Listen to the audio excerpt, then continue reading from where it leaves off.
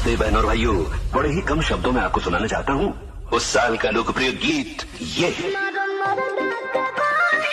ए बेयास का हरे सोलिया तले हम ना रोंगल जाऊ गोलिया डाल छोड़िए ना जीजू, रुकिए ना। तो डलवा लो। ओहो, अरे आइल बानी होलिया खेले जीजा जी बिहार में, कैसे फगुआ खेलल जाला रउआ परिवार में।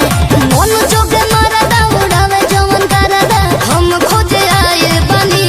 अरे के बा घर परिवार में जी? नेतो बाणी अभिनेतो बाणी, बोला तारा के चाहिए? अपने हिसाब से देख ली। अरे युवा नेता खोजबू तेजस्वी भैया के दे।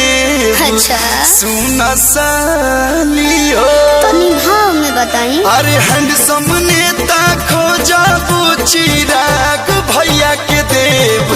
सुन साली हो विधायक जीजा खोजबू तो मोना बाबा के देव। सुन साली हो और कुछ हो? गावो सरे आवला खलाई तारा के होली लहंगा भिजाई हम रंग दे हचोली कोई तो बनवाला तोहरा लहंगा में। बाप जीजू हो तोहरा लहंगा में का हो? तोहरा लहंगा में हम कोनो पिचकारी दे हो बता। हो तोहरा लहंगा में अपन पिचकारी दे हो बता। हर सांसद जीजा खोजबू रवि मनोज भैया के देव। MLC जीजा खोजबू अपना हुलास बाबा के देव।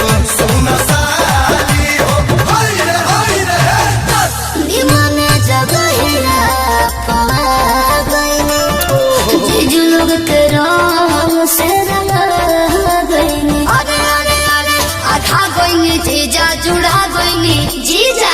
बोला मुहावा खोल के हाली हाली रंगवा कहवा डाली।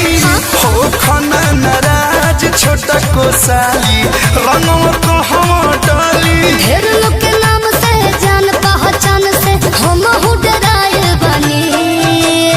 अभिनेता में कौन कौन है? सुन बतावतानी। हर हीरो जीजा खोजबू अपना निरहू भैया के देव। दे दो नसली हो खुल के बताइए। हट गाय जीजा खोजबू अपना पवन भैया के देव। सुन साली हो ट्रेंडिंग वाला खोजबू हम खेसारी भैया के देव। सुन साली हो लहे लहे पीछू करिया धराई। छा गइबे जीजू आवताते हमारा रवाई। चुप हो जा। रवा होके जाने रेस गंदा हो जाए डरेस। वैसे छाने काहे बने रवा तोरा। अरे तोरा अरे तोरा। ए जीजा जी ए जीजा जी ए जीजा जी निकलो मुहूर्त खूबसूरत रहुआ बनी उड़त जी।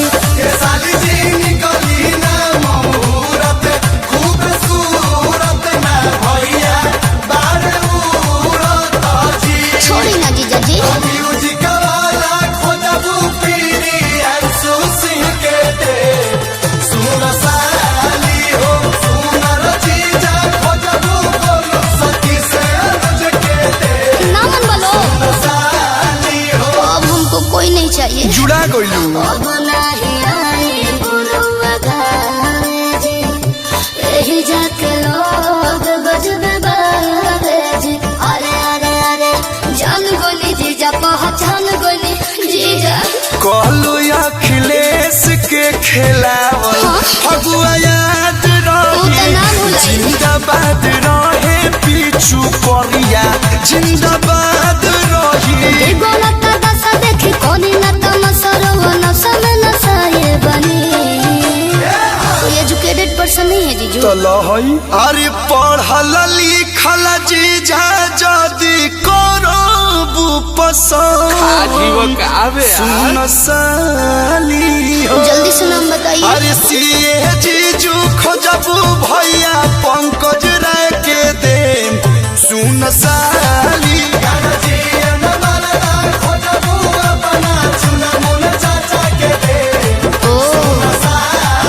अरे गोरा का जीजा खोजबू अपना आंसू बाबा के देम सुन साली हो।